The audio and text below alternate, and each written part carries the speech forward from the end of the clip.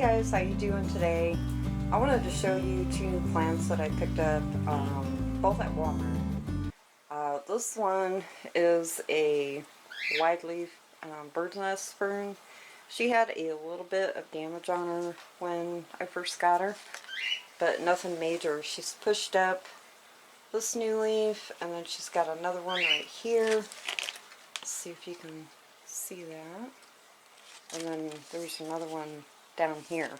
I did cut a couple of the leaves off because they were kind of dark, like how that one is. But this is a beautiful, beautiful plant.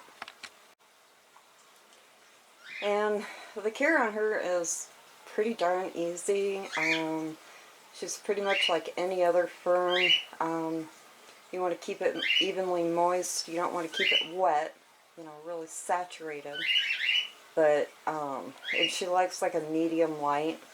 So she's kind of good to put in. You don't want her in a dark area, but you want her where she's getting a decent amount of light. But I just love this plant. It's really wide-leaved. I have a couple of these, or the ones that I have had a couple of, and they're the thinner, narrower leaf. And I just absolutely love this wide leaf one. And it seems like the leaves are a little bit thicker.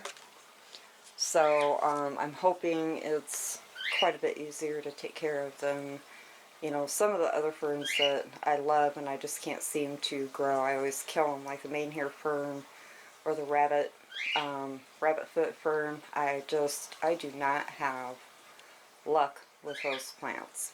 So there's that one, the beautiful bird nest fern. I don't know the exact name of it. I looked it up, but there's just I don't know, there was a lot of conflicting things, so I'm not even going to try to put the name out of those. Just a wide leaf bird nest fern. And it's pretty too, because it has, if you can see, let's see if I can get closer so you guys, can you see like the ripples in here of this leaf? It's like really ripply. It's really pretty. It's got a lot of really cool texture. So, okay, there's that one. And then I've got another one that I want to show you that I got from Walmart. Okay, here is the other one that I got at Walmart. Now, the bird nest fern I got 2, maybe 3 weeks ago. And this one I just got this past Saturday, so like 4 or 5 days ago. And this is a Rhapidophora Hayi, Hayi, and she is absolutely gorgeous. There, I brought you in just a little bit closer so you could see the coloring on her. It's just gorgeous. She's got like a lighter veining through the middle of the leaf. And her leaves are really textured. Well, let me back my camera up again here. But she was on this board here, this original board. And then she had this growth, was growing and flopping up over the board. So I just come home. I did repot her, as I did the bird nest fern. I also repotted her as soon as I brought her home. I added the secondary board to the back. I just put a stake in to hold the board up and make it more secure, and then I have like a rock down here behind the stake. And then I just zip tied the 2 boards together. And then this is from tying the plant back,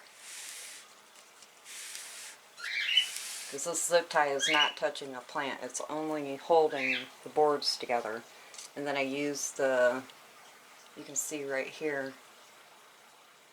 that's just holding the plant. But this is also supposedly supposed to be an easy grower. It likes also about a medium to bright light. You don't want it too bright, and you also want to keep the soil evenly moist. And it is a shingling plant, so it does have to have a pole or a board or something for it to grow up. Now I wanted to remove the board, but the roots were so attached to it that I'm not going to rip out the roots and stuff I wanted to put it on one of my poles that I make, like what I have. I'll show you.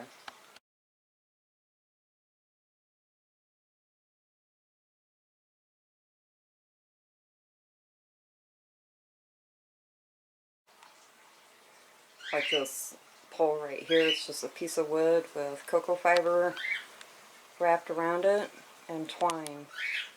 I wanted to put her on a round pole because I thought that would look really cool. I've seen a couple photographs on the internet of her actually growing up a round, pole, and I thought it looked really cool. But I'm not going to disrupt and kill the roots or break them just to put her on, a round pole. So I just went with what I had, and I will give you another close-up of her. She is really pretty. I love the coloring of her.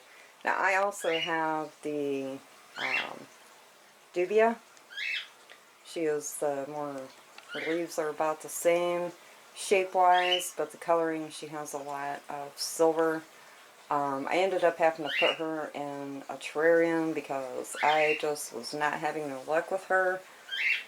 She is growing. She's still alive, but I think I'm going to take her out and try to mess with her later before summer's end.